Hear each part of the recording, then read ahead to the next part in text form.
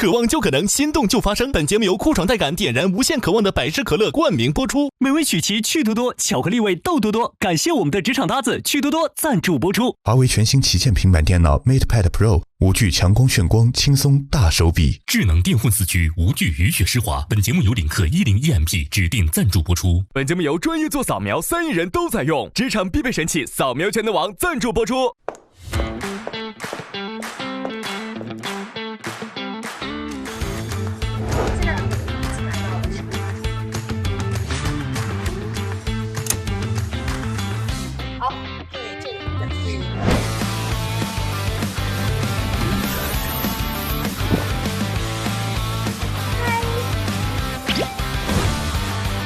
观众朋友们，请看大屏幕。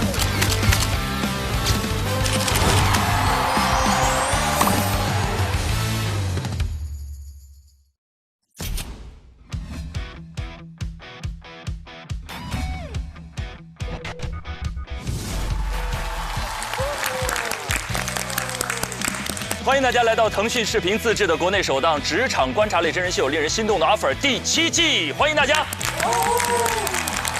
渴望就可能，心动就发生。本节目由酷爽带感点燃无限渴望的百事可乐冠名播出。一口美味曲奇，工作状态满分。本节目由巧克力味豆多多的趣多多赞助播出。智能电混4驱，无惧雨雪湿滑。本节目由领克10EMP 指定赞助播出。本节目由专业做扫描3亿人都在用，职场必备神器扫描全能王赞助播出。很高兴又一次在令人心动的 offer 跟大家见面，我是 offer 加油团的陈明，身边5位小伙伴已经就绪，跟我们一起见证实习生们为期1个月的职场考核。接下来将由我来介绍本季加油团的成员，让我们欢迎探案王子奇招频出的演员王子奇。Hello， 大家好。王子奇是我们 offer 的新朋友啊，新朋友。接下来让我们欢迎接梗像呼吸一样简单，人称当代打工人嘴替，无论是做员工还是当老板，都在努力养活公司的牛马天花板徐志胜。哎呀，哥哥，你念完这个，我发现我面前正好有条缝让我钻进去，为你剪开的啊，被我剪开的。接下来这位集颜值才华努力于一身的00后宝藏少年贺峻霖。Hello， 大家好，欢迎。Hello， 这是老朋友了，但依然是我们 offer 7季以来最年轻的加油团成员。什么？对不对？7季以来，对啊。对。不是你吗？啊，我比你虚长那么一点，那么一轮。长几岁？欢迎峻霖回归，欢迎回到 offer 大家庭。接下来这位沁入职场共情满分，颜值与演技并存的实力派演员李沁，欢迎，欢迎李沁老师。接下来这位有权则灵张泉灵老师，欢迎泉灵老师。真正高端的介绍不需要我们前面那么多浮夸的词儿。你介绍完泉灵老师显得我们前面特别浮夸，精炼才是精华，是吧？这一季呢，我们观察室还有一位特别来宾百事酷宝，他将和我们一起见证实习生们的渴望之旅。欢迎酷宝！大家好，我是百事酷宝，很高兴认识大家。OK 了，那这一季节目呢，我们将向各位隆重的介绍本季的 offer 开启了一个全新的行业领域。7季以来，我们从来没有涉足过传媒行业。那这一季，我们将目睹实习生们在主持人这个赛道，在一个新的岗位上，用1个月的时间为那个 offer 发起终极的挑战。所以说，他如果拿到 offer，offer 8就主持人就换成他。不排除这种可能，允许大家发起挑战啊！我觉得可以跟前 offer 的主持人打个辩论，赢了就来就行了。为啥是打辩论呢？口语表达嘛，泉灵老师。那说到这里呢，我们今天现场其实正好就有一位播音与主持艺术专业的在读的同学，要想问问峻霖了，当初是为什么选择了这个专业？其实我当时选这个专业，第一个就是因为我自己本身从小就比较热爱，然后也是爱说话嘛。然后公司呢也经常让我在我们公司里面的活动当主持人。然后当时在那个艺考选择专业之前呢，也是正好参加了一个活动的主持，然后那一次的反响也还挺不错的。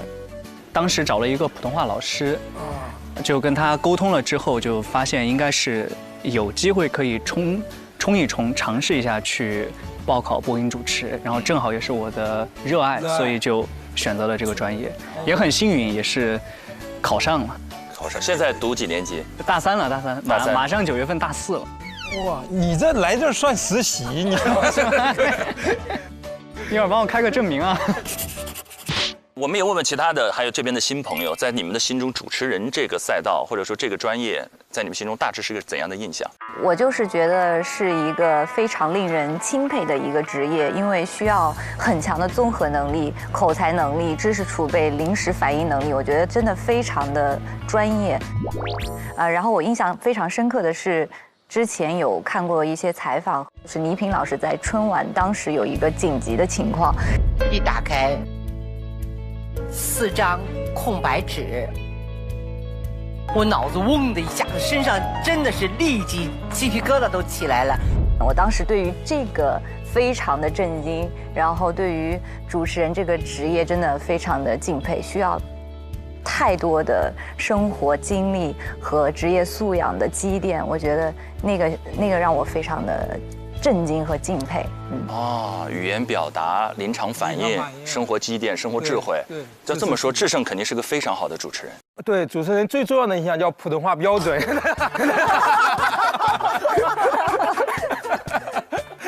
你在你心中，你有想过自己能做一个很好的主持人吗？我不光想过，我还做过。我做过音乐节目的一个主持人。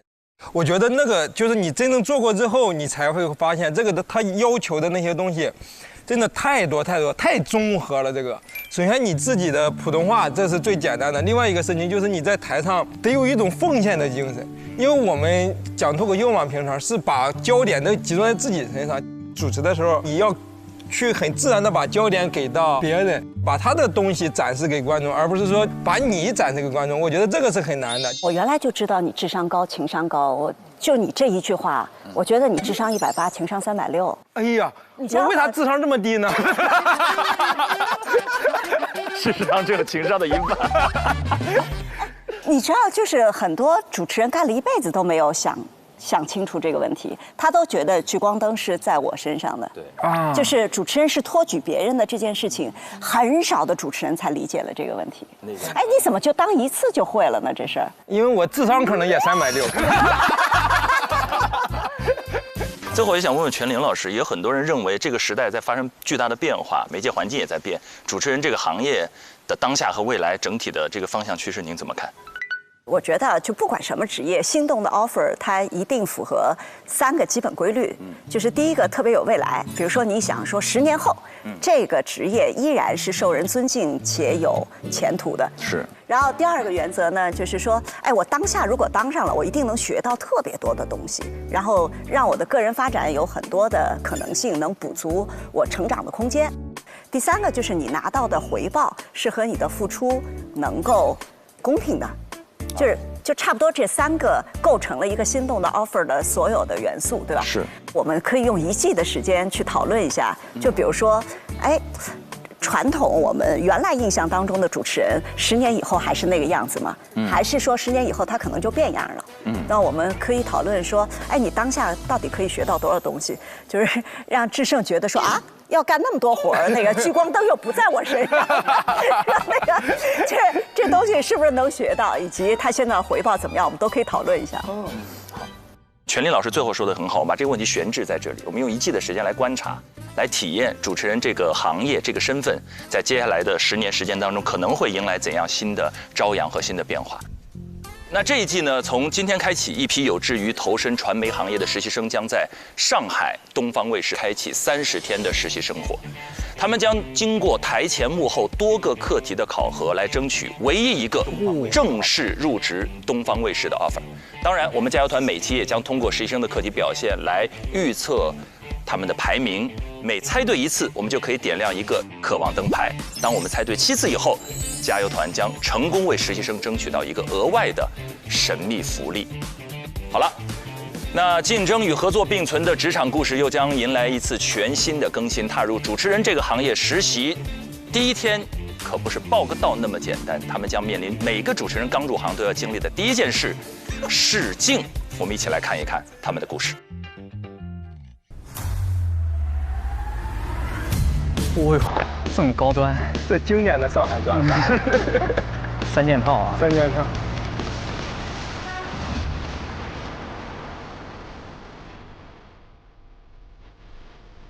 哇，好帅！这么帅吗？哎呦，这都青春气息。你看每个人的气质还挺多样的啊。是。对。那姑娘有点欧美范儿。哎，高眉深目。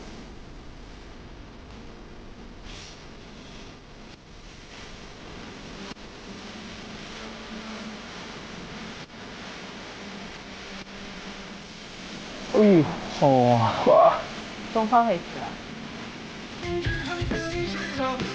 哦，张希，希哥。哇，白许，哇，陈晨老师，我之前还合作过了。周玉姐，吴越老师。哎，我觉得他们至少赚了这个，因为一般实习生进来哪有这4位带教老师？那当然，所以令人心动啊。嗯。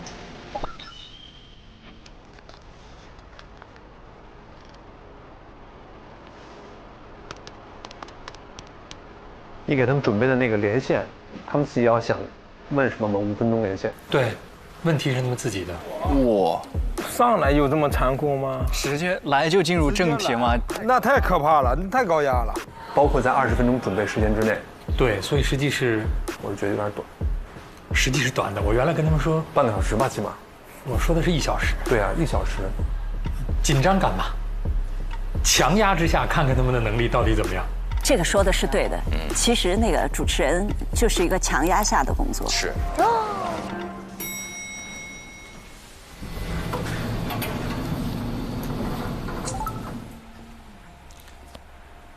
哇，哟，青涩。我同学。这个就是你同学？不是，真是你同学？我室友。室友。哦，这么巧，那能讲好多故事。对。老师您好 ，Hello， 我是新来的实习生。Hello， 你好呀，你叫什么？我叫侯子泰。侯子泰，对，我们可以先到休息室休息一下。行，你可以在里面休息一下。好。你是今天的第一个。我是第一个吗？随便挑吧。行。我觉得这种地方就是第一个去，真的是最难的。尬呀，这连个说话的人都没有，而且不知道坐哪儿。对呀。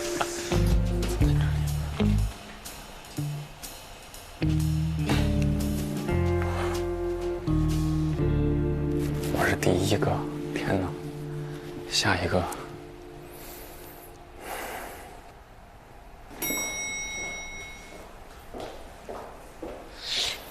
下一个同学来了，我先把身转过来。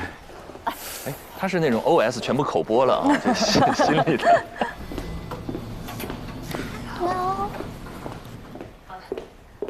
哦，冯玲师姐啊，冯玲师姐，我们学校很出名的哦。她现在在上海电视台哦。已经有一个人来了，这么快？对。那我去看一下。好，我带你去。哪个学校的？中专的，我们师弟。对。你要不要逗逗他？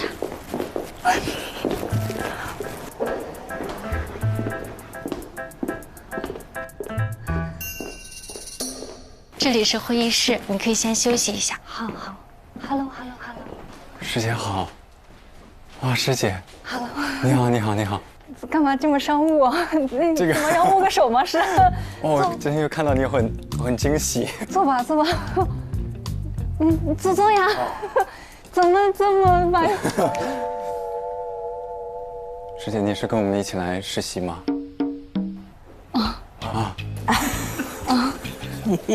好，被骗了。我有点紧张。我也有点紧张，我很紧张现在。为什么？因为就是不知道会有谁来。我不就来了吗？你怎么今天来这么早？你第一个。对。你现在大几？现在马上要上大4。那你们班报的人多吗？您是说来报这个实习的人吗？哎，你叫我姐吧，你别说你。好姐，那个挺多的，我估计是大概都报了。哦，好吧，我不是，我是助教。你有骗到他吗？真骗到了，我特别震惊。我说啊，真的吗？他真的相信了？我真的相信了，真的特别真诚。然后我特别真诚的骗了一个人。所以是我的那句话起了作用。这里是休息室，你休息一下。对对，我以为说师姐是跟我们一起来这个实习的。师姐都不可信。对。好的，你自己休息一会儿啊。我感觉好蠢啊！我问冯玲师姐是不是来实习的？我，这是真的是医生。第二个。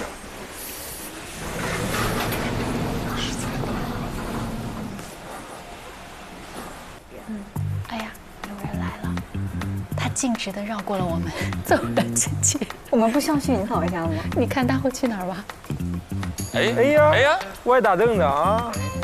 哎 ，Hello， 嗨，你好 ，Hello， 你好，你好，高兴认识你。你总是来实习的了吧？对对对，我们坐一起吧，好，我叫王玉，你叫你好，称呼我叫侯子泰。我们先加个微信吧，行，一会儿方便沟通，拉他们群。行。哇，这是社牛。哇，不愧是主持人，破冰4块。咱俩是拿到早鸟票的选手。哦，好呀好呀。你在哪儿上学？在传媒大学。哦，传媒大学。哦，我本科是在中央戏剧学院就读，本科就是播音主持了。哦，中戏的播音专业。这男孩声音很好。然后今年从剑桥大学毕业，学的是数字人文。对。哇，剑桥大学毕业，数字人文，学霸呀。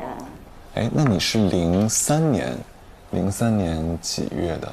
我是03年5月份，我是双子座。双子，对，哎，我们都是风象。我是1月底的，我水瓶座，双子座。哎，那你 MBTI 是啥？INTJ。INTJ， 那你行动能力很强啊。也分情况嘛，有的时候我也挺懒的。那你之前有实习过吗？有实习过。你觉得之前的感觉跟这次感觉有什么不一样？哎呀，感觉我像在接受采访。这就看出来 E 人和 I 人，就是主动性在谁手里的。哎呀，感觉我像在接受采访。啊，没有，我们就闲聊，因为之前的感觉，其实说实话，这次稍微忐忑一点，因为这次什么太未知了呀，因为这什么都不知道。一开始进入到这儿以后，完全不知道下一步会怎么走。对，这个确实是这样的。来了，下一个。哎呦，好亮啊眼睛！都市丽人。哦，我认识，天哪！因为跟这个我们俩干过。请理解一下。Hello， 你好，是这里吗 ？Hello， 师姐好，师姐好，这个也是师姐，太巧了，师姐好。你怎么在这儿？你怎么在这儿？熟人吗？这不是。熟人。那我就坐这儿了。好的。哇，师姐太巧了，你还记得咱俩是什么时间认识的吗？去年。就是去年的这个时候。哦，就是去年的这个时候，有人帮你送了2份文件。哦，对，确实好像是。对，就在去年的这个时候。哦，看这个艺人怎么加入这种熟人社交。你俩都认识了，那我认识你呗。好，你是？我叫王玉，对，然后我本科是在中央戏剧学院就读，然后今年是从剑桥大学毕业。哦，从剑桥毕业。对，好厉害！我天哪，我一听我瞬间剑桥，我心跳都加快了。怎么认识你啊？啊，我叫李雨佳，你可以叫我雨佳或者佳都可以。好呀。然后我现在是研1在读，我跟师弟一样，我俩都是就是中传的播音系毕业，然后研究生现在在国际传播白杨班读。哦呦，厉害！哦，我知道那个地方，我之前读研的时候想去读那个。哦，是吗？对。啊，那你俩都有微信了？哦，对。那我这样吧，我加一下2个，然后我们3个先建个小群。好呀。哦呦，他好主动啊，很会。来。姐，你喝水吗？啊，没事，我一会儿自己去倒。哇，原来你们都认识。我也不知道，我一来我说，哎，这人怎么看着有点眼熟呢？我感觉是新手村，新手闯进了。没有，你在戏剧学院学的也是播音主持。对。那你应该是几级的吧？我是19级的。哦，那你是我们师哥。是吗？对，我是20的。20级。姐，顺手，谢谢师弟，顺手帮你倒了点。谢谢。太播音生了，真的。就一般接水这个，我们可能上课什么的都会，就是有这样的情况，大家都会很主动的就去帮助别人。你们来很久了？来了也不久，对。所以说每一个人来，我们都很期待，对。那我现在就加入这份期待了。我们就可以迎接下一个实习生了，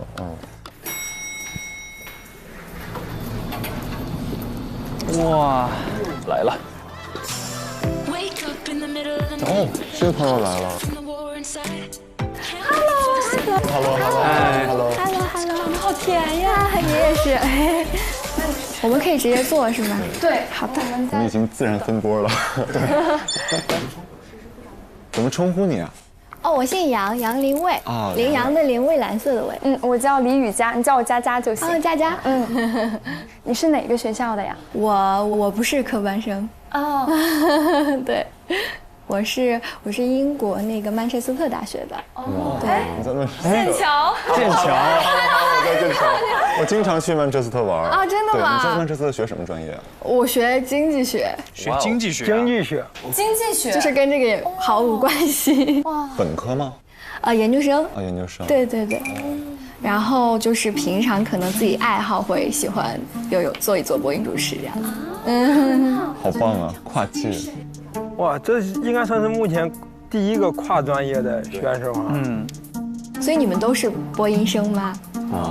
是。我们3个本科都是播音生，对。多多学习，共同学习。你们有没有觉得他长得像那个谁？毛晓彤，是不是？对，确实像小的，真的很像。是我的荣幸，倒是我。有没有很多人说过你有点像？之前有同学会啊，但是我还是。他们好 happy 呀！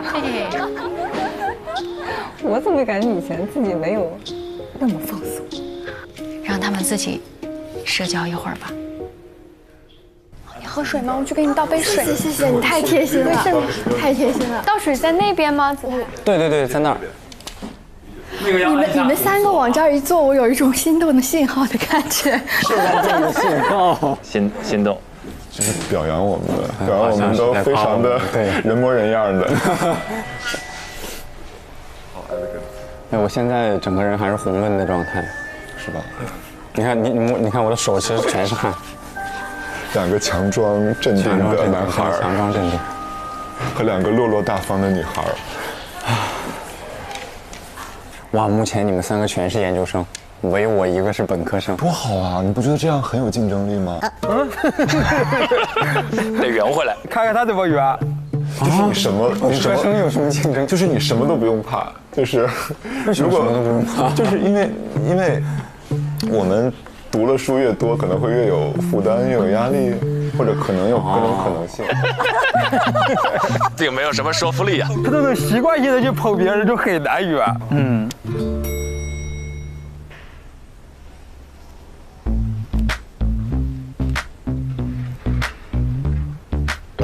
嚯，他这像是在玩密室逃脱。对，他那个像一个女警一样，很警惕。对。哦，是有。是来了吗？诗又文。认识同学，又一位熟人。这不是天哪，同班同学。师姐好 ，Hello， 同班同学。怎么懵懵的？这是上海吗？不知道，以为上小课呢。就有种到北京的感觉。回到学校了是吗？我毕业了吗？呀，我的毕业证在，对吧？你随便坐，我坐这儿吧。可以啊。所以你们都认识吗？我不太认识。我们可以来互相自我介绍一下。好呀。我叫王玉。对，然后我本科在中戏读播音主持，然后今年从剑桥毕业，对，然后回来，我叫侯子泰。哦，我知道你叫侯子泰。好的。这就是 ，Hello， 我叫杨林蔚，可以叫我魏魏。哇，诗文，你们有没有觉得诗文是一个长相非常英气的女孩？就她其实，在我们这届，我觉得是一个很独特的存在，就是她。被我们很多女生叫梦中情人，很帅，对，弄得我有点不好意思了。你刚走进来的时候穿那个西裤，然后衬衣，超帅，是不是？然后我就觉得很帅。对，可以。我只是稍微有点社恐，我需要先预热启动一下。那你不应该紧张，都是老熟人儿。对呀，应该紧张的是我俩完全不要紧张，来了就是一家人。还分你我吗？不分。哎呀，这种氛围真好呀！就是这么自来熟，我们都认识了。对，我们都认识，我们都是熟人。现在，笑死。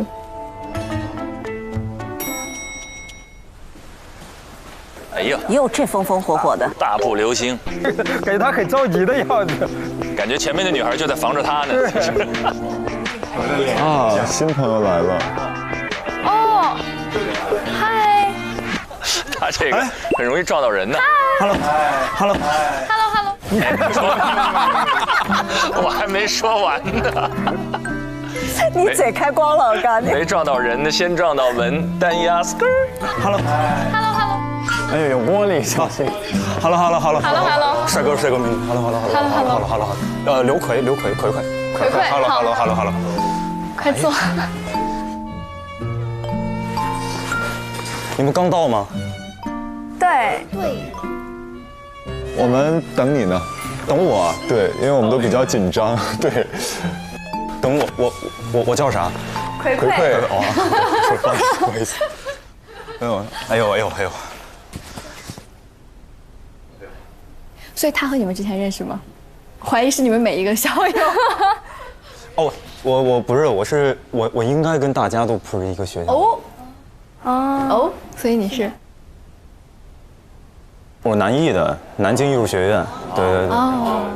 我其实是学主持的，然后完事儿，我是一个线下的脱口秀演员。哎呦，智胜！哎，我同行，我看看你有多幽默了。哇哦！也没啥震惊的，行业也不行。哇，他的风格给人一下的感觉就很放松，很脱口秀的感觉。我感觉我肯定刷到过你，刷到过我，绝对刷到过你。啊，我自媒体发的其实不太多，绝对刷到我，但是我也发，估计也有可能被看到。你脸很有辨识度，很像啊，是吗？对，很像我是22波本的，你22的，对，22波本，那你是04的，03的，好，好，没有梗吗？我以为他要出梗了呢。我学历我也是本科。哦，你本科啊，那太好了。没有，大家好厉害。对。那大家都是就除了帅哥大家都是研究生。好像是目前是这样。我在研究死。这才是脱口秀演员吧？这是一个梗。对不起，精神状态比较美丽。哎，真好。他不一定是脱口秀演员。都真好看，大家。你最好看。真心的你好大气，好大气。你好大气。他像脱口秀演员感觉，研究死。哎，还有。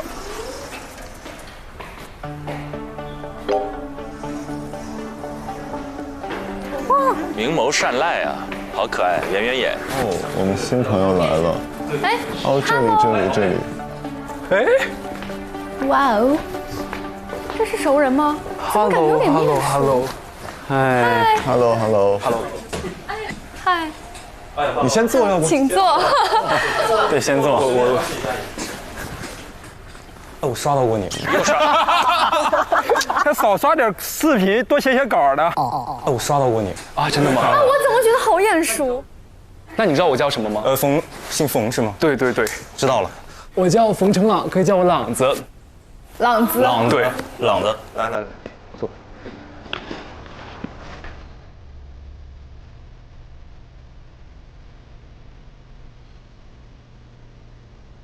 你们继续，我听着就好。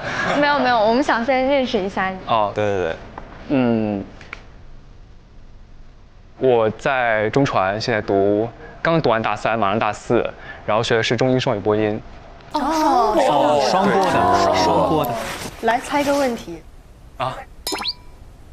猜在场的这几位谁是你的直系师哥师姐？压力从天而降。这问题真好。没事儿，随便猜。姐，你这样问，肯定你是吗？你觉得我像吗？我不知道，因为我感觉大家都长得特别好看，我们学校的，还有别的学校也。好像确实没有学双播。没有。对，因为我们专业就是21级，他才重新再招生。但我知道你们上一届都很优秀，感觉认识很多双播的朋友都很优秀。哇呀，中传真是半壁江山啊！那绝对的。大3，那你们俩是不是？啊，对，我是阿尔波本的。哦，你好。你好，我叫侯子泰。你好，叫我小猴就行。咱们学校也不大呀，为啥我感觉咱俩好像没有见过面一样？可能因为大家不在一个楼。对，那你肯定是我们的师姐是吗？师姐好，师姐好。没有。你们俩眼神懂了。哇，真的，对王玉他们来说太难了，这纯熟人社交。对。咱们应该一共是几个人啊？不知道，往期是8个吧？我觉得应该是8个，应该是偶数。OK。压轴，8位到齐了，最后一位。哎，来人了！哇，他是压轴。哦 ，Hello，嗨，哇哦 ，Hello，坐，谢谢。你们到很久了吗？也刚刚。还好。因为我来迟了，吓我一跳。我叫庞征，对，一个很刚强的名字。然后我本科和硕士都毕业于上戏。今年刚毕业。你也是学播音的吗？是。你不是学播音的吗？我也是。可以你先介绍。我不是学播音的，但你很漂亮，像学播音的。谢谢，我又愉悦了。他们之间的相处都没有那种小心翼翼的一个过程哈，没有，都很直接。我叫杨林卫，你可以叫我杨卫卫或者卫卫都可以。好。我叫刘奎，然后就叫我奎奎就好了。他们叫我大耳朵，我从小。就是一个是小时候被训揪耳朵揪大的，第二个是因为揪着耳朵就会动了。你可以动一下吗？但是我可以控制左右，按照节奏动词打词。你可以分开。对，你们可以操控一下我。来，这个之前有进行了吗？没有，我也说大头，我才想起来我这个技能的。好。但不太像人。你看，来。不是，我感觉我像考官在考他。对，你像那个动物园面试的。来。确实。天哪！一下子大家就记住他了。对啊，坐他旁边好凉快。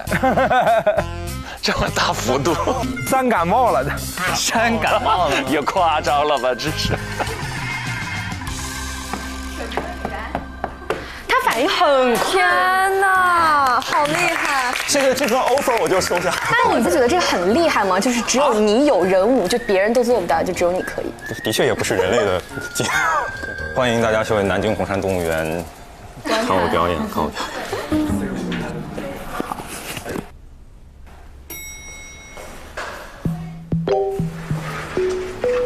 还有。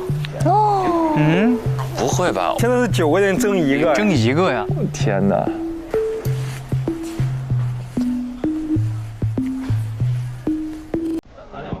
其实主要是讲做什么，因为有很多跟业务有接触。是干编剧工作。哦，还有 ，Hello， 啊，还有，哎 ，Hello， 谢谢。哇，你们全到了，现在不知道还有应该还有人。这么一看，应该是还有人哦，10位啊，10位啊，扩容了。哦，那这4个椅子可能是给同学的。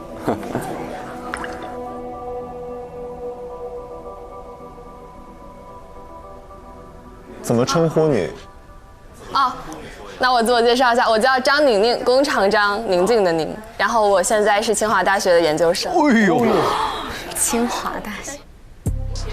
哇，已经有点慌张了，看这眼睛都开始。各位老师好，我是张宁宁，现在是清华的一名硕士生，我的专业是信息艺术设计交叉学科，本科毕业于清华的新闻传播学院，也拿到了一个英语的双学位。我是一个对表达特别执着的人，在这个人人都有麦克风的时代，很多人都可以说，但不是所有的人都在表达。主持人的底色更应该是真诚的讲述，我愿意成为最真诚的讲述者。你好，冷酷小姑。谢谢老师。因为我也刷到过好多次你的小红书。我是清华大学的冷酷小姑，高能量清华女大，在清华主持校庆晚会，太荣幸了。宁宁挺适合来东方卫视经历一下的，因为她很在意表达这2个字，会有更深刻的理解。江苏前10名，开玩笑，无锡第1名啊！哇，这大学吧，在江苏啊。总之，他们真的很棒，我觉得。好厉害。哇，好棒！哎，你们学校是不是经常搞量化？是的，但是我们也有搞质化的很多，我是搞质化的。我叫王玉，对，然后我之前在中戏读播音，然后后面转成了数字人文。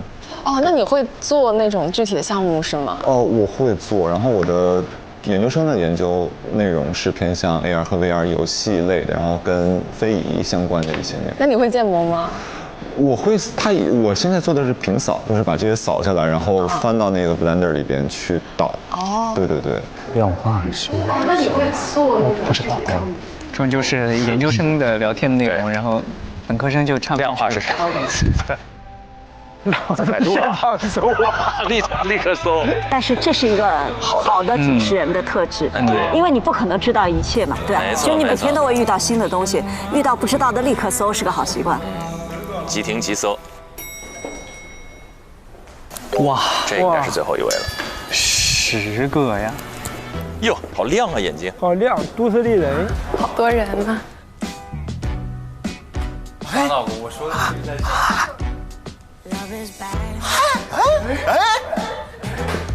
王韵林啊？怎么都是啊？怎么都是认识的？师姐，全认识。天哪！怎么全认识啊？等一下，坐。怎么感觉是熟人机？好久不见。哇！天哪！好久不见。哎呀！哦。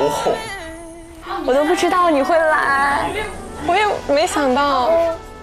哦，那所以你是？我也是上戏的。哦，你也是上戏的。我是20级的。哦。我是最后一位嘛，所以。应该是啊。像是我拉你近，天哪，那种熟人在旁边的那种安心的感觉。我懂啊。我认识。那我也先做个自我介绍吧。大家好，我叫王韵玲，然后我是毕业于上海戏剧学院2020级播音主持专业，然后我是毕业1年。各位老师们好，我叫王韵玲。大学毕业之后呢，我是以校招的形式进入了广东卫视去工作。我主持了粤港澳大湾区蛇年春晚，然后也主持了广东卫视的网络春晚，然后中秋晚会，还有重阳音乐会等一系列的这种大型的文艺类的活动。你现在还在广东卫视是吧？已经辞职了，我已经递交了辞职报告。哇，那你真是没给自己留后路啊！对，我是很有决心来拿这个 offer 的。哇，辞掉了广东卫视，很高兴认识大家，都非常的优秀，非常的帅，非常漂亮。他应该是这里边经验最丰富的一个了，应该就是正式干了好多活。太吓人了，10个争1个，1/4到1/10啊！天哪，刚刚是初印象，各位有没有哪个实习生和演员？我觉得王玉我挺喜欢的，就首先来说，他真的在整个过程中，他是一个非常主动的一个人。他第2个来，然后他在面临了那么多的熟人社交的情况下，仍然能够说在这个中间去主动的开启话题。你俩都认识了，那我认识你呗。怎么称呼你啊？哦，我知道那个，我们等你呢，可以叫我大头吧。去扛起这个社交的责任，我觉得是非常非常难的，而且又有那么多，他应该是好像没有熟人的吧？没有。唯一一个就是那个跟曼彻斯特有点都在英国的，经常去曼大玩的。对，所以说他仍然在那个情况下还是能够说扛起来这个社交这个大旗。我觉得他是挺有责任感的一个，我还挺喜欢王玉的。你没有喜欢你的脱口秀同行刘奎啊？他需要再用一些实力来征服我，不能光会说好真好。不能老刷短视频是吧？对，我刷到过你，我也刷到过你，我刷到过你，这不是脱口秀。我对最后到的这个王韵玲印象比较深刻。首先他最后一个到，然后但是我觉得他进来的时候那个气场和还在学校就读的大3的学生气场明显就是感觉他会更加沉稳一点。他有这个在广东台的经历，已经从他这个整体的感觉上有主持人这个气质在身上了。赞同。他走进门的时候那个眼神跟别人不一样，很坚定。而且他其实会有大青衣范儿。就他压得住台子。你想大晚会那么大的舞台，你个儿不够高，气场不够大，你就压不住那个。压不住。学到了。我印象比较深刻的是，就是说话还蛮有意思的，就是这个张诗文。诗文。对，他就说那个研究死这个回怼，我觉得很毒舌。3个字记住了。对对，虽然说他话很少，但是呢，我觉得他非常的犀利，有点飒的那个劲儿，就很期待他后面的一些发展和他的一些专业素养的展现。是的，他身上有点反差，对，看起来很高冷，对，一开口你这么逗啊，对，有主动性。对对对对对。俊霖。该不会是对室友印象侯子泰？他肯定印象是比较深刻的，熟人局，没法不看他。就是他吗？但我其实还对这个杨林卫印象比较深刻。杨林卫，因为他是学经济学的，所以说就是他在我的脑海当中，我是能够感知到，如果他从事像财经新闻的播报的话，他是本身就很专业的，所以说如果有财经类的课题的话，我能猜想到他应该能做得很好。俊霖要是不说的话，我感觉主持人在我的刻板印象里是统一化的。俊霖一说，我才发现主持人其实还分很多不一样的主持人。没错，上海作为全国的金融中心，在经济这个领域当中需要大量人才的补充。所以，如果他有经济学背景，再加上又有非常那是他很大的优势。哎，你们都没有对这个冯程朗印象深刻吗？我最初对他印象最深就是他一双眼睛，亮，就是感觉生出来就有美瞳，就是这种感觉。然后他整个忽闪忽闪，像星星一样很清澈。他不做声，但是在底下做非常多细腻的工作。而且他本来也是学双播的，就是如果说他去做这个英语播音的话，他也是有优势的。没错，这又是东方卫视的需求了，国际化。对，在刚才他们短时间的交流当中，尤其是到第6位进来左右的时候，好像自然而然的就出现了一个分野。对，我就特别想问一下俊霖，刚才里面中传基本上半壁江山，中传的播音同学见面，就是那一声师哥师姐一叫，马上距离就拉近了，就有一家人的那种状态，是不是这里有一种特殊的校园凝聚力？确实是有吧，因为在一个陌生的环境里面看到自己的师哥师姐或者是师弟师妹，都会有一种亲近感。艺术类是不是都有一种？北京电影学院是不是也有这种感觉？都会有。在陌生的环境碰到，可能还是直系的师哥师姐，同一个老师教的。声台形表，各个专业跟过同一个老师，那2个人沟通的话题会瞬间真的拉死。吐槽老师是快速拉进去。人在说声台形表，你吐槽老师。经历过什么事情？不是，我就说这个，你就在一块儿说那个老师，然后你们就会那种心照不宣的眼神。就是不能感恩一下老师，感恩吐槽完之后再感恩。放后边啊。所以在这儿又见到自己的老同学子泰了。你对子泰接下来的发展有没有信心？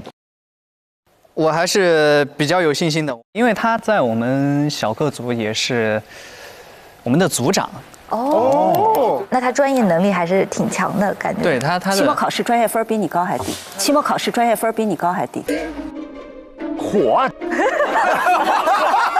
老师，这有点犀利了。里面没有卷起来，怕屏卷了。哎，中传的分数都是个人隐私哈。对对，个人隐私，不公布。但是鄙人在大一有幸拿过年级第一。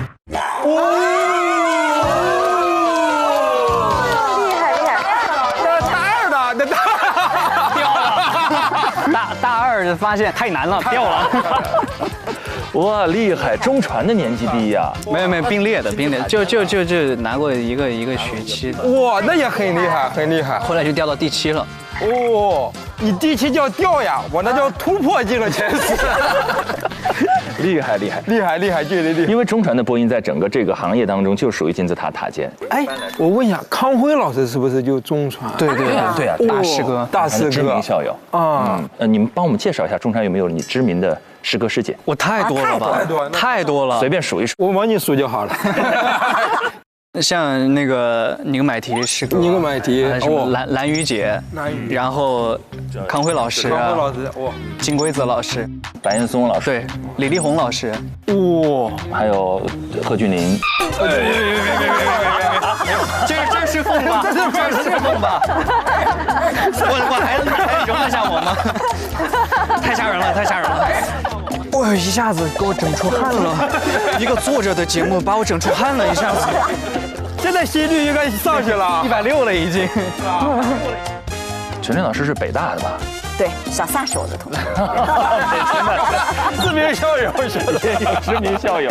那最后也问问全刘老师，您觉得如果那现在的这种媒介环境，非科班出身像这0位哈，进入到这个行业当中，优势和劣势分别在哪里？我们先说说劣势在哪里吧。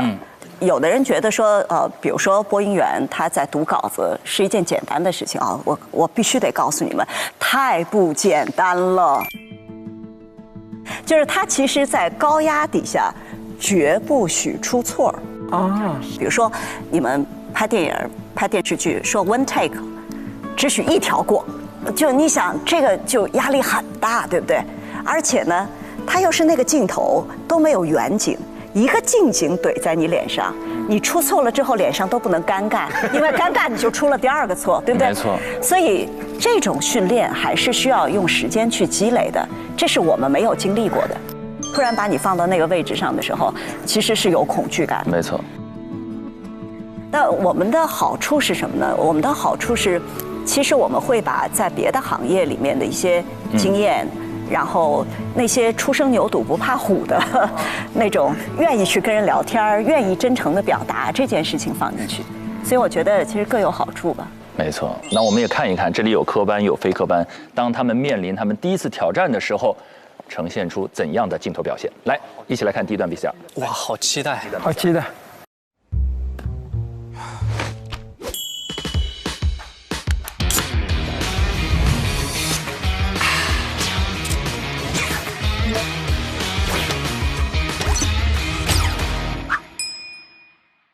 一起才叫拼。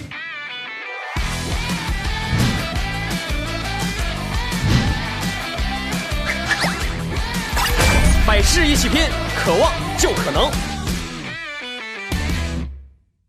等会儿还会考试吗？我觉得应该会有考核吧。会考什么？天哪，我紧张的不行。他们来齐了没啊？来齐。好。哦，你看，这就是这种置身事外的，这很松弛。对，我最喜欢当这种角色。我们看一眼吧。来啦，布置任务了。来了，来活了，漂亮，来人了。那我拿我。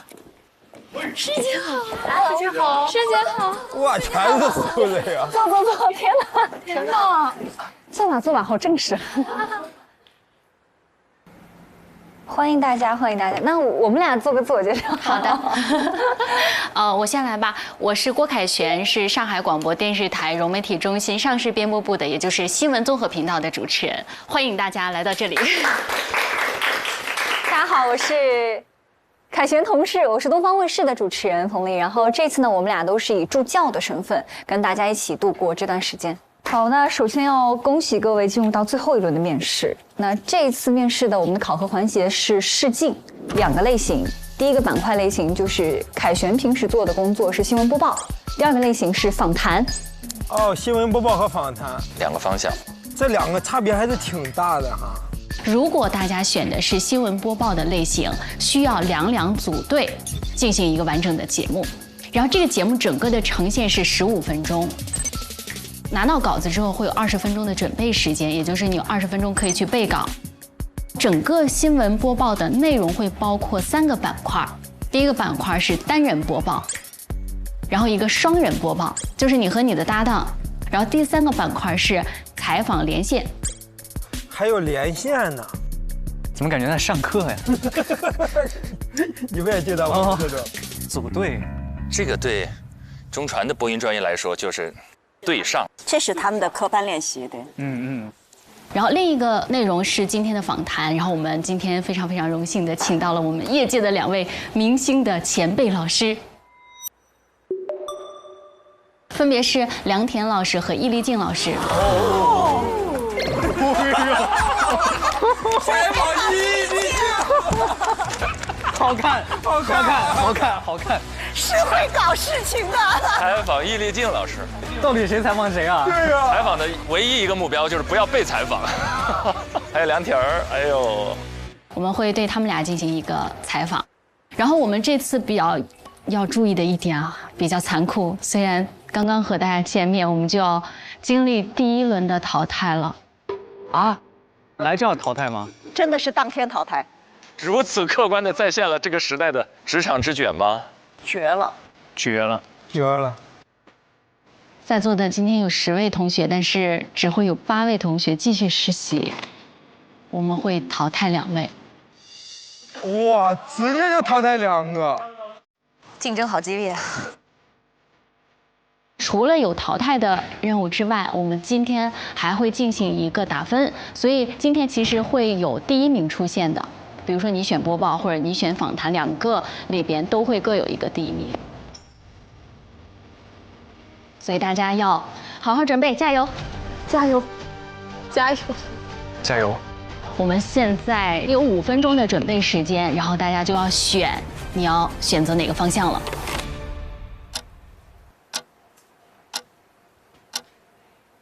你想好选什么吗？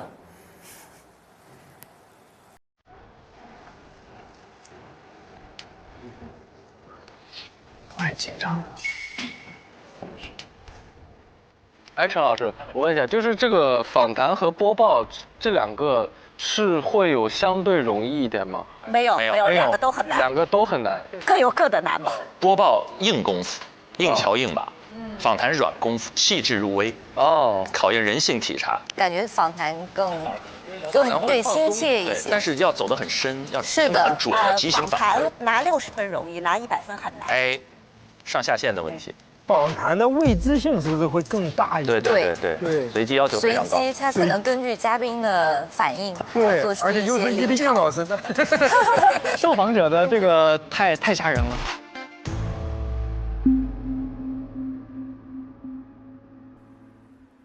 师姐，我想问一下，就是这个访谈它具体是怎么个考法？单人还是双人？访谈是单人，你和嘉宾。好的。师姐们想问一下，访谈的时间有这么一个20到30分钟。好的。对，整个访谈的一个时间。访谈的准备时间也是20分钟的。90分钟。 90分钟。师姐，访谈的选择嘉宾是可以自己选吗？抽签决定。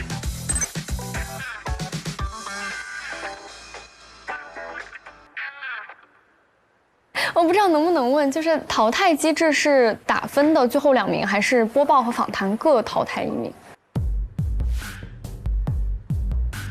没有各，哦，就是整体打分。对。所以大家尽可能选择短时间之内能够展示你个人优势的项目。可以选一个自己擅长、比较擅长的，对。师姐，我还有一个小问题，就是我们打分的这个老师和标准是您吗？还是我们打分的话，是我们4位带教老师来打分的。他们在看？对，他们会在看的。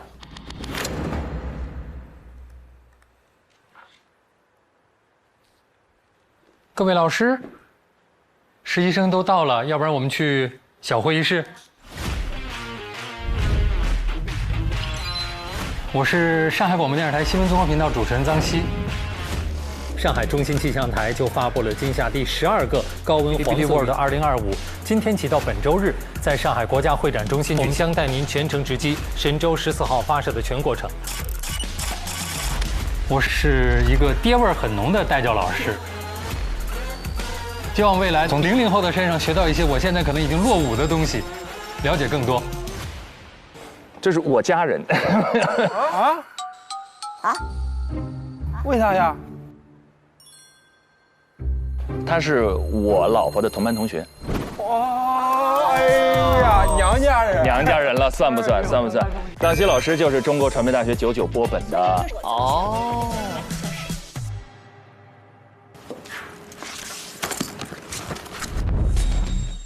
我是东方卫视的新闻主持人白旭旭。我是白旭旭，我们在上海电波室向各位。16号正式余杭部分小区被集中爆出自来水异常。相关这些调查需要回应哪些公众非常关心的问题？世界8。人生就这么奇妙，兜兜转转，我一路竟然成了我从来都没有梦想过的东方卫视的主持人。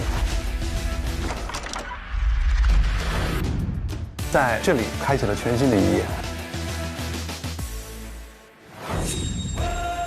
我是东方卫视的主持人、制片人陈晨。那一路我也主持过各种各样的不同类型的节目。2024电视剧品质盛典 ，The Shanghai TV Festival is Showboat Champion 徐丽佳。我是第一次做带教老师，一定会高要求、高支持。我是陈鲁豫。我做电视有32年的时间了，但走访多位群众以后发现，我把一个节目做了这么久，这本身就是一种挑战。这挺经典。每个人在起步阶段，你先需要有个标签。And I thought I was looking at the movie。我觉得有效的方式就是好的方式。我会觉得我有一些工作经验可以分享。咱们就看节目，祝大家7期都快乐。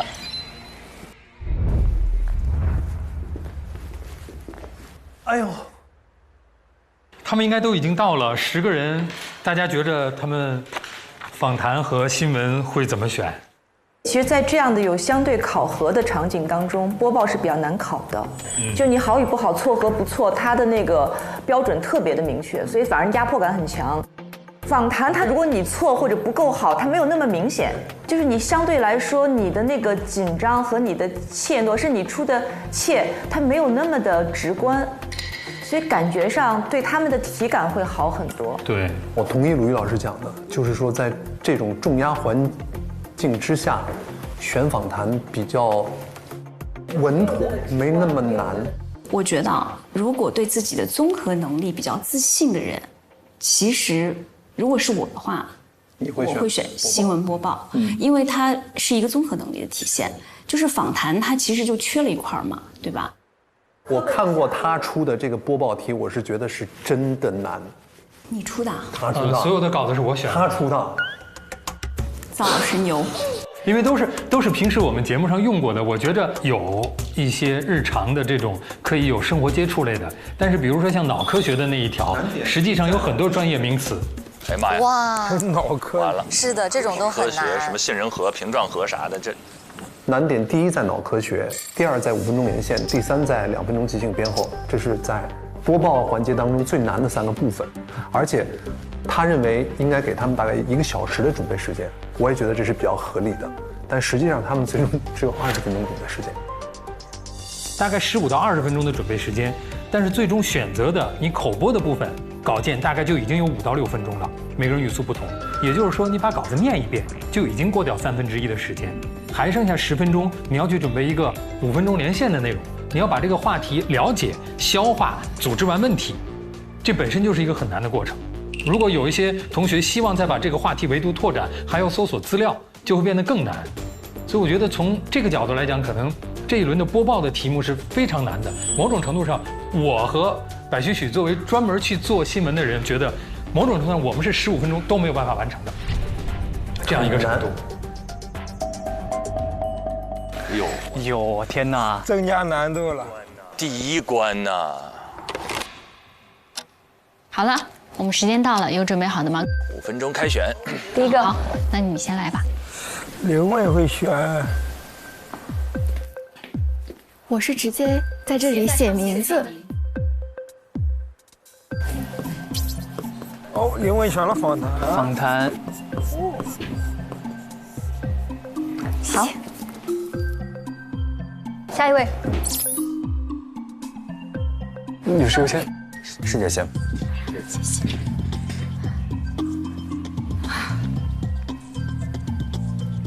哇，都选访谈。不会都选访谈，然后新闻播报就一个人。根据昨天面试下来的情况，我认为最多有3个人会选播稿件。对，播稿难，非常综合。广院那2个第1、第2名，我觉得有机会。中传向的有可能。张诗文和那个李雨佳。各位老师好，我叫张诗文，本科和硕士都是在中国传媒大学，本科主修播音主持艺术，辅修新闻学。绩点第2名，保研到了中传，继续就读播硕。哇哦！第1位实习生起点就很高了，非常棒，真的。各位老师们好，我叫李雨佳，我的本科和研究生均就读于中国传媒大学。去年以绩点和综合成绩第1的成绩进入了国家重点实验室白杨班学习国际传播。哇，综合成绩也第1吗？绩点也第1，综合也第1。你就是传说中的第1名是吧？你的一个同学说了，对，我们已经面试了第2名。对，我是那个传说中的第1名。然后我在本科阶段，我也获得过像国家奖学金和中央广播电视总台奖学金。在将来，我想成为一名具有国际视野，同时也具有融媒体思路的一个新传媒人。其实我是想做一个记者型主持人，甚至是学者型主持人。我想让自己成为一个媒介，让我身体的所有部分成为表达本身，让我的所有经历，我见过的天地众生一一流过我，以识乾坤大，流连草木青。这一下子我就听出了他的这个专业能力强。2个都是很要强的。这一届的实习生将会是表达能力最强的一届。真的非常好。张诗文选新闻，张诗文、李雨佳、侯子泰，这3个是选新闻的概率最高的。哎，昨天吐舌头的谁来着？吐舌的是侯子泰，他是抿嘴唇是吧？这样，不是抿，是舌头出来了都。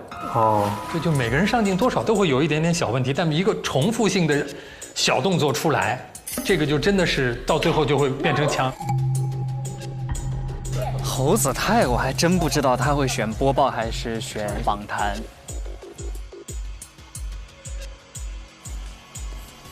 那侯子泰也被你已经说过、挑剔过了，那你觉得他会选什么？我觉得他还是会选新闻，因为我觉得他自己对播新闻是有执念的。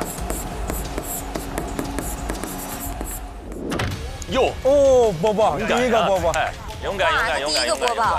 因为我觉得他自己对播新闻是有执念的。下一位，那就我来。雨佳这肯定是播报。果然还是对自己非常非常有信心的。谢谢师姐。王玉，我觉得有可能是访谈。我觉得他会选新闻，不知道为啥。哇，哎呦，厉害！下一位。来了，第2来了。毫不犹豫。哇，新闻赛道很卷啊！新闻赛道很卷。对，一转眼4个了，超出预期了。这个新闻赛道。叶老师的这个威慑力。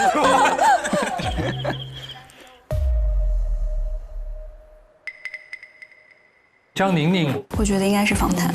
刘奎，访谈。刘奎肯定访谈。哦，年轻人。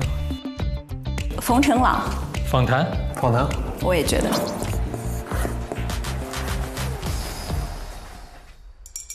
这个好难，好难。我们是不是只剩下一位没写？我们就剩最后一位了。我来吧。你是纠结了很久吗？是的。王韵林，访谈。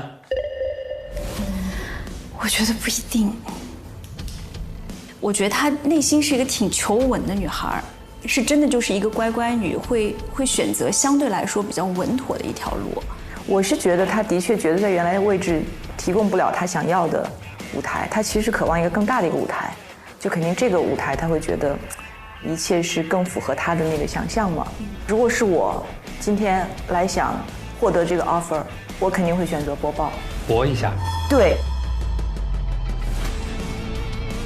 我感觉他会选播报。播报吧。来都来了，换个赛道。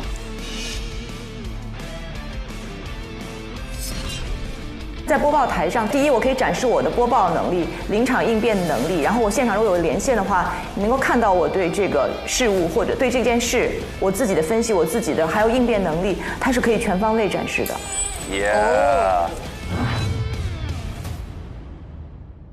哇，真好，5比5哎，5个，期待。那我们就是选择播报的同学，然后我们就先考。播报的还要先考，因为只给他们很少的时间，20分钟。可以站起来让我看看选择播报的都有谁。你们先分组，然后我去拿访谈抽签的那个签。5个人耶，将有1个人落空。落空怎么办呢？就是两组队，1个人空着呗。1个人全来。现在可以组队了。赶紧组，赶紧组。他们3个同一个学校的，师姐师弟。眼神躲避。他想同一个学校的组队。我能吗？既然咱俩目光对上，那就咱俩吧。好的。哎，坏了，他们仨就会有一个单独播报。那要一起吗？不，赶紧上啊！可以啊。我1个人吧。哦，雨佳，坐下吧，坐下。哎，没事儿，不要紧张。我不紧张，我可以，加油，加油，李雨佳。肯定可以。好，谢谢。李雨佳就是那个第1名。对。哇，你看他还要单独播报，1个人完成2个人的工作，很有实力。赐予我力量。你手好凉啊！加油！我现在手冰凉。我也是，我都出汗了。现在已经不像心动的信号了，好烦。令人心跳的 offer， 马上就是令人心碎的 offer， 一上来就第1轮就淘汰俩，没有这样。虽然有点不太礼貌，但我要吃根香蕉，对不起各位，中午确实吃的有点少。你要吃吗？我不吃了，我感觉我没有心情。吃香蕉会缓解紧张，吃香蕉会缓解饿。吃什么不会缓解饿呢？吃亏，吃亏。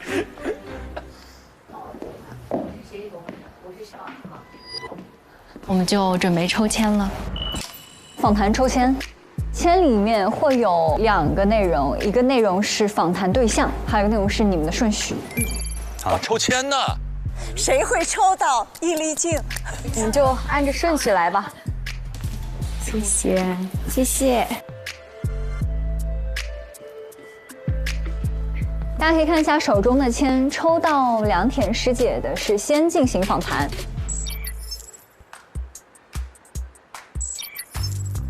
哎，我们俩，然后是易立竞老师。是第1位，第3位。哇，易立竞3位，加油，可以的。好，那接下来我们就先准备新闻播报的同学，我们去看看要不要改一下妆，然后衣服是不是正装。好的，没问题。好，我带你们去，走吧。访谈的留下。咱们3个波本的全在这儿了。都选新闻，那这一下子有点关乎中传部分的颜面了。为学校而战，这么上升吗？俊林那已经不同意了，说你凭什么？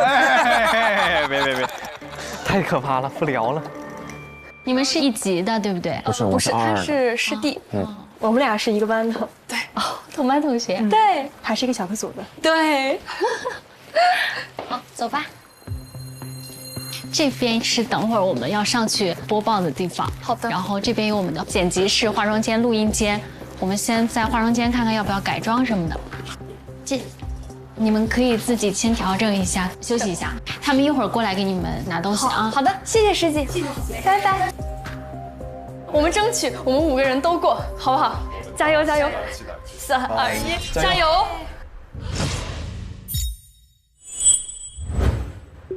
好，接下来访谈部分的规则跟大家说完。访谈你们是有90分钟的准备时间。你们要有2个关键词去准备，第一个关键词是主持人，第2个关键词字母，以这2个关键词为核心去展开你们的采访提纲。然后90分钟以后，各位可以把访谈的提纲以邮件的形式提交给我。好。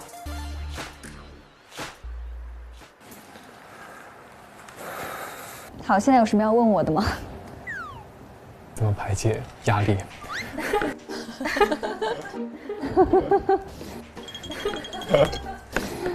你抽到是几号啊？我是3号，我是最后一个，易立竞老师的3号。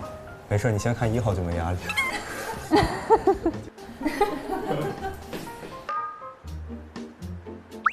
OK， 那各位如果没有其他问题的话，我先去准备后续的流程。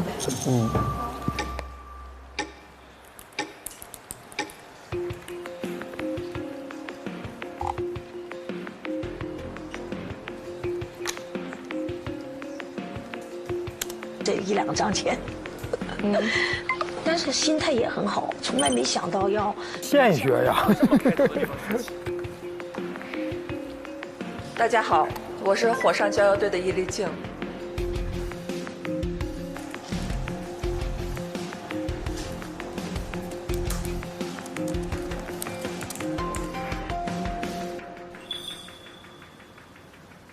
发挥都是中传，所以他们肯定在播报这方面是很厉害的，所以我们一定要有一个比较，就是跟他们与众不同的点。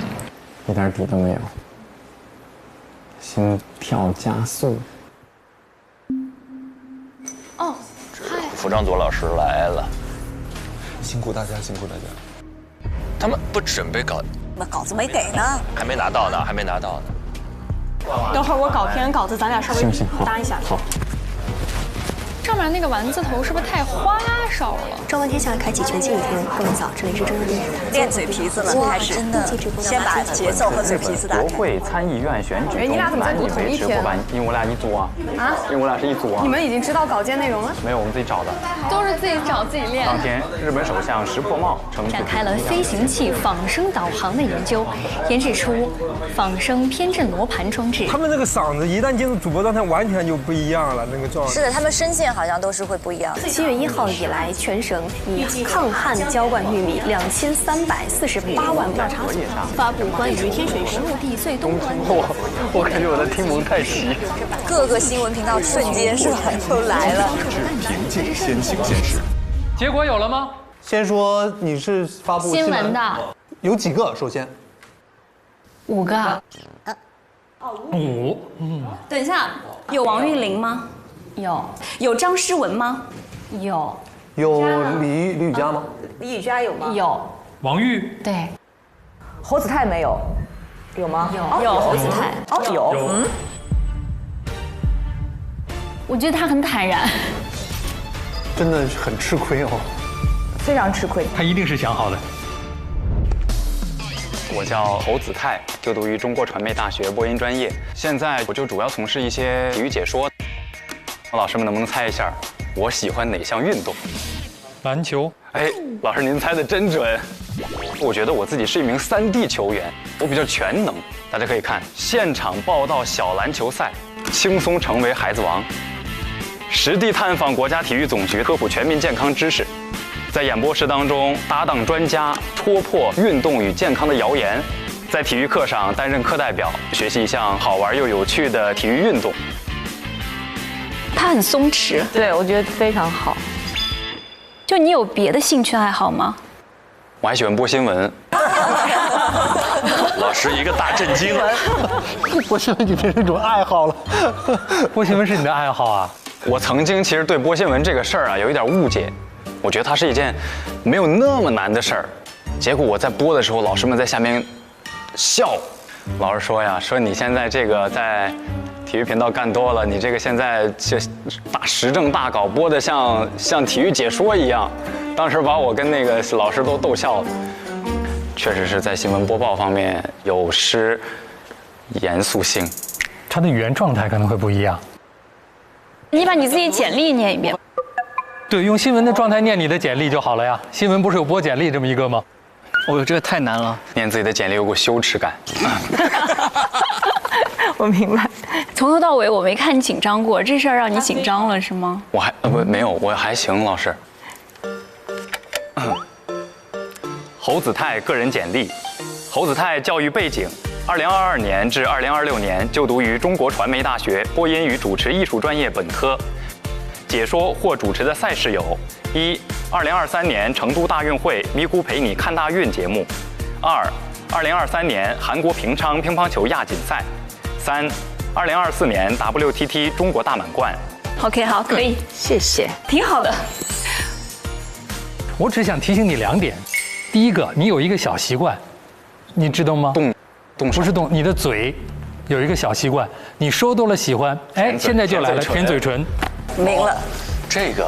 他很注重五官、眉毛、嘴，我知道的意思非常细。对他，因为他特别专业，知道播新闻就是这么一个境别。对你这个，因为一旦人有了一个某个细小的动作，在镜头上会被无限度的放大。是的，是的。这真的没有办法，因为播报的时候那镜头就怼在你的近景上，你任何的细节都是逃不掉的。放大，对，面部管理特别重要。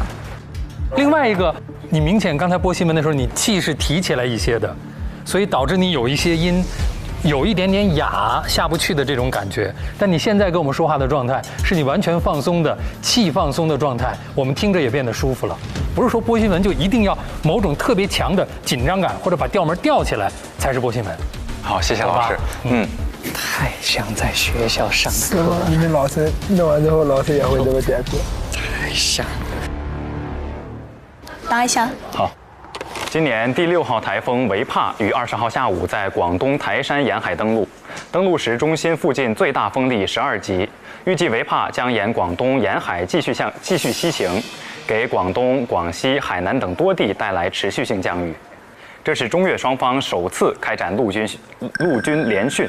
哦，怎么紧张了？我嘴好瓢啊！没事儿，嘴好瓢。就是你不用那么紧张，你说内容就行。你觉得我刚播的怎么样？我觉得你有点紧张，是吧？你就说意思就行，放下来说。好，谢谢师姐。整个人就是正式的，所以你不需要在语言形式上再往去够了，就清新自然。好。他的意思应该是让他不要就是过于去纠结，可能你一个字的字音或者说你的基本功如何，你就把这个稿件的整体的那个意思非常准确的告诉大家。但其实这是最难的一件事情。对。我想喝水，嗓子疼。这边。没事。走，我也喝，咱俩一起走。是吧？那我也去。对。好，这事业让我突然心里有底了。加油！加油！哎，抽到了谁？易立竞老师，第一个。我特别期待。我也很期待，争取今天不走。争取我也争取不走。我努力。我的天哪！我真没想到还要我以为今天就是布置点作业呀，或者什么任务什么的，真是没想到会再要 PK 筛掉人。你是心率一下飙高了吗？对，我一下紧张起来了，因为我刚很松弛。没事，把事儿干好就行。去剪辑室了。走。我完全感同身受他们的紧张。小贺都已经不行了，小贺。这跟我在上学的时候一模一样。已经准备找一个机会亮红灯录一段了，我感觉。歇会儿，捋捋自己。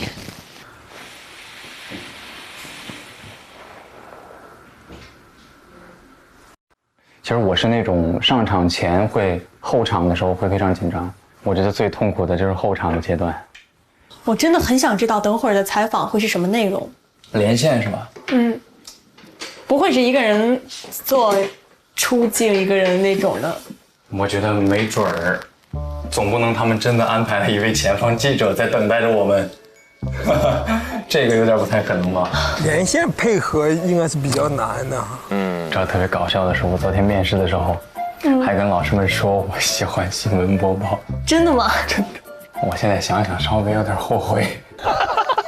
不用后悔，虽说知行合一，但是一般知难行易。知难行易，这个真的安慰到我了。找段《朝闻天下》听听吧，《朝闻天下》主播都比较年轻。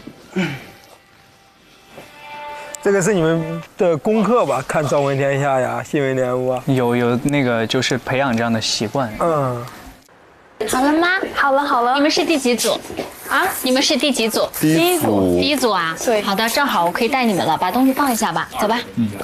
我们录制的地方就在这边，上面是我们的演播室，上楼吧。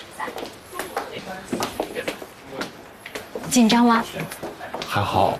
对，还好就不紧张。不是特别紧张，刚才有点紧张。哇，进演播室还是不一样的感觉。那不一样，可能拿到稿件会紧张一些。这是我们的导播老师。好，老师们好。你好。我们该上带的上带，准备了啊。哇！双人机位，往左边调，可以稍微上去一点。好。哟，西哥来了。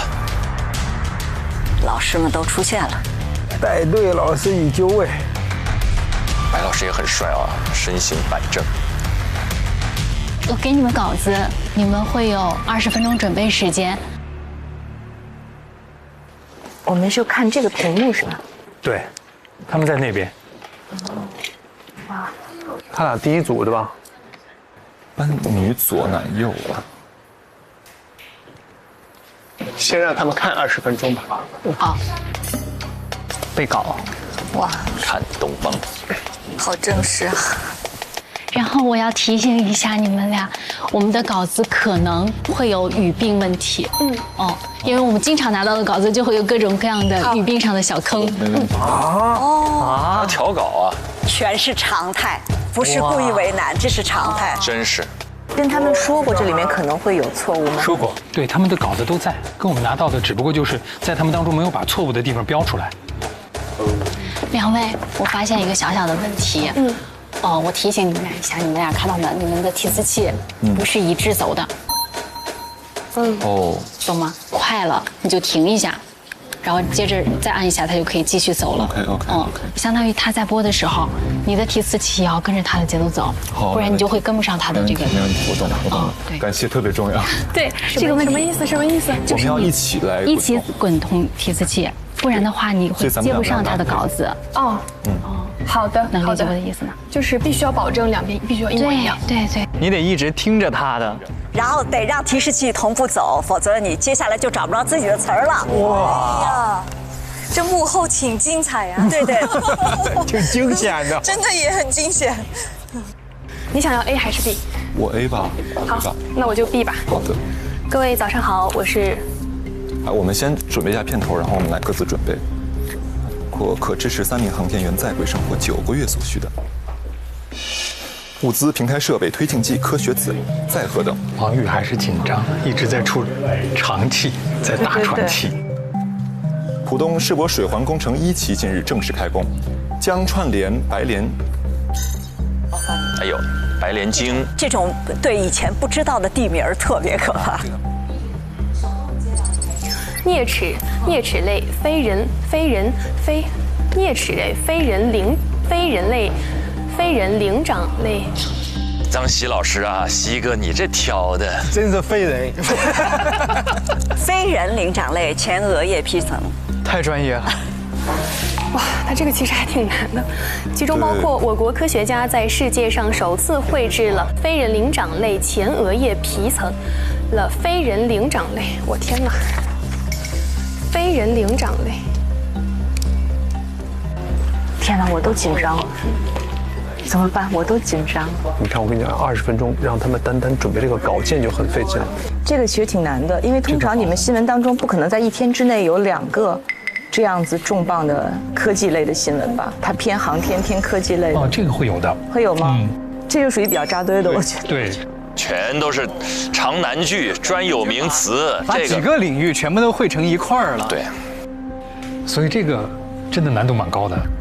根据任务规划，目前在轨飞行的神舟20号航天员乘组预计将于10月下旬凯旋归来。他没有把那个错误改出来。凯旋归来，凯旋和归来不能并用吗？凯旋就已经有归来的意思了吗？不，我觉得这些就要求太高了。就凯旋归来，这挺顺口就说出去了。对，但是确实就是一看到你会觉得有点刺眼，对吧？我觉得如果他们能挑出来会很好，挑不出来我觉得也没关系。不会是一个主要问题，对。如果说中间还埋了这点小陷阱的话，对他们要求太高了，20分钟啊！而且关键是随时下边还有人给你打分，这个压力。最近年轻人中出现一种新的服饰消费趋势，在童装品牌里寻找属于自己的舒适穿搭天地。世博水环分127工程分段推进。前沿、产业趋势与全球治理的最新实践。本届世界人工智能大会聚焦 AI 只有2分钟了，计划2020年6月全部建成，团上有42座口袋公园，4座城市公园。建成后，它将可以完成了陆家嘴水环。那么连线2位是怎么分配？是谁来连？我来连。我准备了一些，就这样，我准备了一些问题。然后呢，我先问一个问题，之后你可以继续问。然后如果说你有些问题的话，你可以抛给我。好的，是2位都要连线的是吧？对，我们谁先开口？我会先问第一个问题，对，因为我是直接来问的。连到后面，王云林也会连，是吧？对，我们2个都会连。是这样，我把机位告诉你们一下。1号机，王玉啊，你看着，这是你的一个人的机位，好吧？没问题。3号机是王云林的你的机位啊，当中那个没有提示器的是2号机，是全景。好的。我们连线一共是时长是5分钟，我会每1分钟来给大家报一个倒计时，4分钟、3分钟、2分钟、1分钟。好，没问题。我们还有30秒就准备开始了，好吧？30秒。哇，这时候真紧张啊！我的天哪！哎呦，好紧张，我都好紧张。导播的倒计时是最紧张。那我们准备了啊！在城中里寻找属于自己的舒适。姚碧老师也准备了。大平老师，我们手机都静音啊。21号的早晨7点。倒计时了。好，片头准备。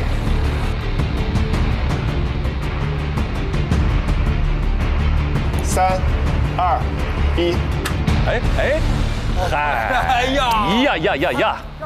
哎呀，确实紧张。这个不身临其境，不会有那么代入性的体验。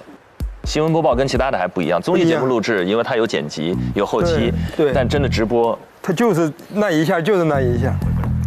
各位，如果你们有的选，新闻播报、人物访谈，你们会优先选哪个赛道？人物访谈吧。为什么？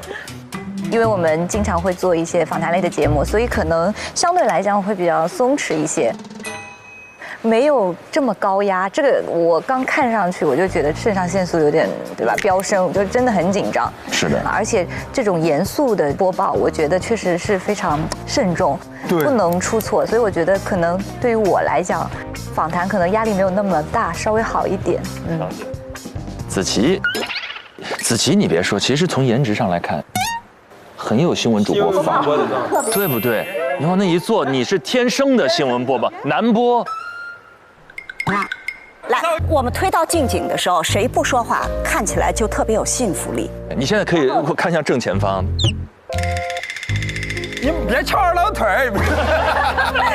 刚刚子琪瞬间也就挺直了，那就是看上去为什么他说的话就是让人信的，就是有信服力。你们要干什么呀？我们想让你选播报啊。我100%是选访谈。你看架不上去啊，架不上去。为什么？为什么？我其实，在艺考的学习阶段，也接触过一点点那个学播音主持。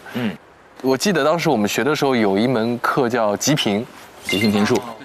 对，我做了2次即兴评述之后，我就彻底头大了。我对于这个现场的阐述啊，还有对于这个事件的这个怎么去转述给他人去听这一块，我真的做的特别差。哇，你传八卦传的挺好的，特别是传你的八卦啊。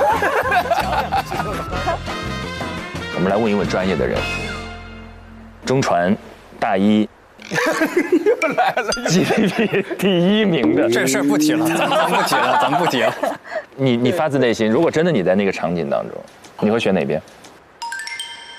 我其实会选访谈啊，因为我个人啊，就是我喜欢和别人交流，我特别喜欢在访谈中去挖掘别人的故事，我希望他能对我放下他的防备心，然后把他最真诚的一面告诉我，把他想通过我传递给他的受众的信息，能够尽量减少损耗的传递给他们。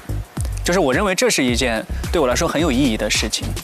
哎，这是真的，你可以让所有的访谈者就被访者卸下防备心，掏心掏肺跟你说话。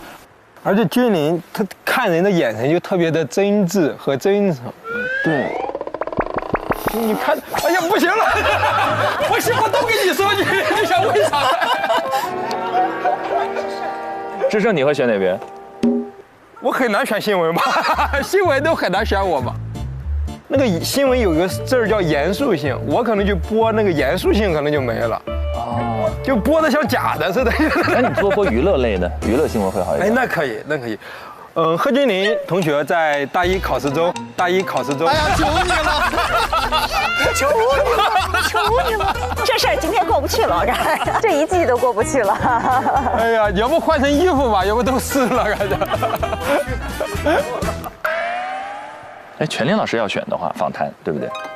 我选访谈的原因是这样的，访谈那边看上去哈，就是你拿60分没有那么难，因为你只要开始聊、开始提问题、开始追问，好像60分就在那儿。但是你要做到100分非常的难，因为你得了解人性，你得有及时的好奇心去挖掘背后的问题。然后呢，但是新闻播报呢，它这儿不光是播报，它后面还有连线，还有即兴的评述，所以这就意味着说，它其实要求一个非常综合的对新闻的挖掘和理解能力，包括语言功底。但是新闻播报可怕的地方在于，就它不是60分及格，它不让你扣分，就你就得100分，就得100。99分就意味着你有1个瑕疵，98分就意味着你有2个瑕疵，及格线就是100分。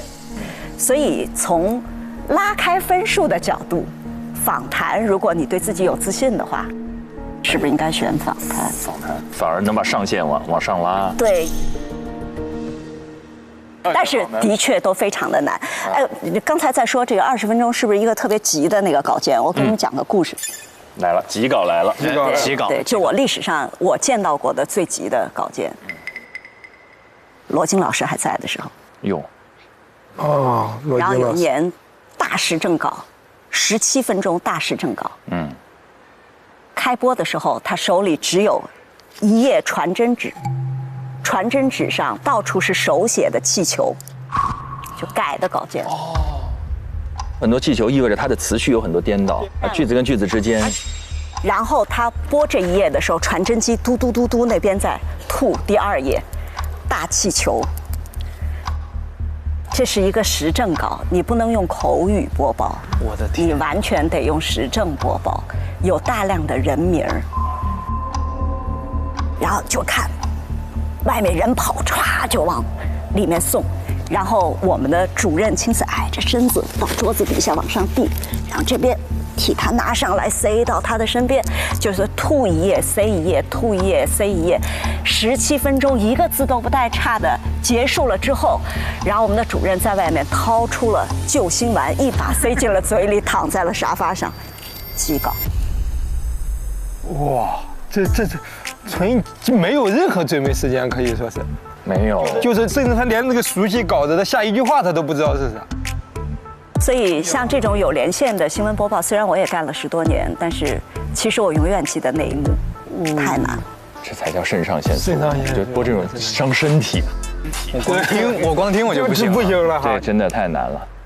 那接下来我们就要看看真正残酷的赛制了。我必须得说，因为我本人是从第4季加入 offer 大家庭，4、5、6、7，这是第4季的节目了。